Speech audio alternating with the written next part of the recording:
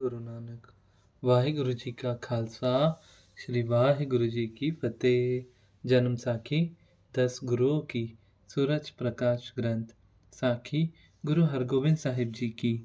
माता दामोदरी जी का गुरुपुरी सिधारना। गुरु जी के डरोली में निवास के समय अनेक सिख संगत आप जी के दर्शन करने आती थी और नामदान का उपदेश लेकर अपनी मनोकामना पूरी करके गुरु घर की महिमा करती थी।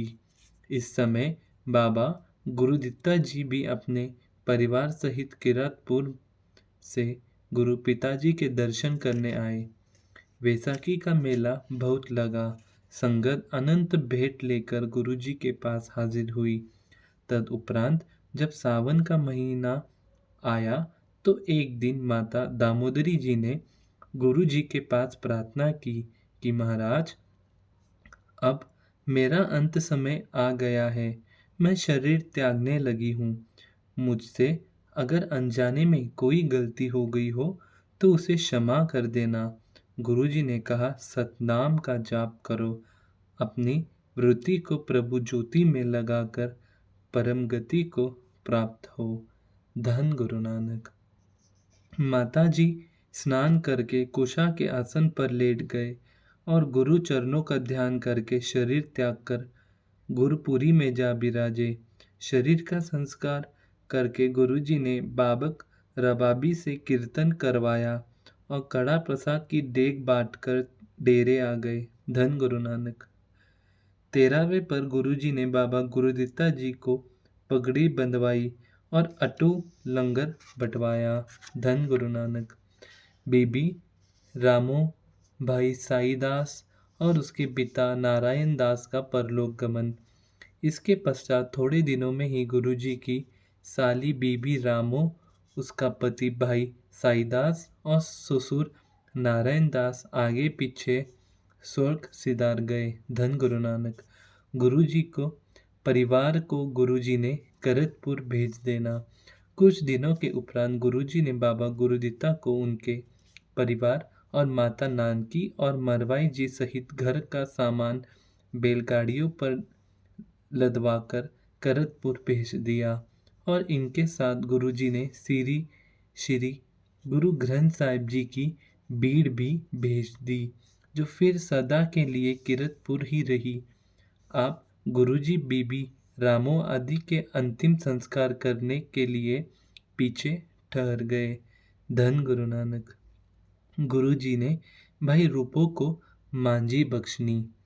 सारे परिवार और सामान को करतपुर भेजकर गुरुजी ने भाई बिधि चंद को कहा, साईदास और बीबी रामो परलोक सिधार गए हैं। यहाँ सुनाप छा गया है, उदासी छा गई है।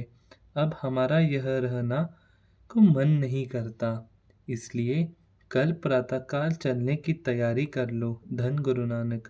भाई साधु और रूपों ने अपने नए गांव रूपेक में एक बहुत बड़ी सुंदर धर्मशाला बनवाई थी, जिसमें सबसे पहले गुरुजी ने चरण डलवाना चाहते थे। अपने परम प्रेमियों के मन की इच्छा भावना को पूरी करने के लिए गुरुजी तैयार होकर भाई रूपे के यहाँ पहुँच गए। उनकी श्रद्धा और प्रेम को देखकर गुरुजी ने भाई रूपे को मांझी वरदान दे दी। धन गुरु नानक में दी और वर दिया कि तेरे घर 7 पुत्र होंगे जो गुरु घर के अनन्य सिख होंगे और इस इलाके में आपकी बहुत मान्यता होगी। धन गुरु नानक। कागत निवासी जोत शाह ने दर्शन को आना। इस बात का जब जोर शाह को पता चला कि गुरुजी भाई रूपे के यहाँ आए हुए हैं, तो वह अपनी स्त्री, भाई और कुछ योद्धाओं को साथ लेकर गुरुजी के दर्शन करने आया। गुरुजी को नमस्कार करके राजी खुशी पूछकर फिर युद्धों की बातें सुनकर जोत शाह ने कहा, महाराज, अगर मैं भी आपके साथ अमृतसर और रुहेल गांव के युद्धों में शामिल होता तो मैं भी शत्रु के साथ 2 हाथ करके आप जी को दिखाता।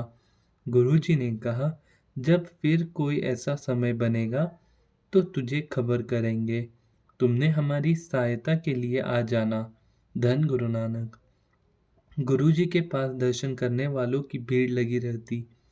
कई प्रकार के शस्त्र, घोड़े और अन्य वस्त्र, नकद, भेंट लेकर सिख संगत हाजिर होती और गुरु की खुशी प्राप्त करके निहाल होती। धन गुरु नानक। वाहिगुरु जी का खालसा, श्री वाहिगुरु जी की फतेह। धन गुरु नानक। धन गुरु नानक।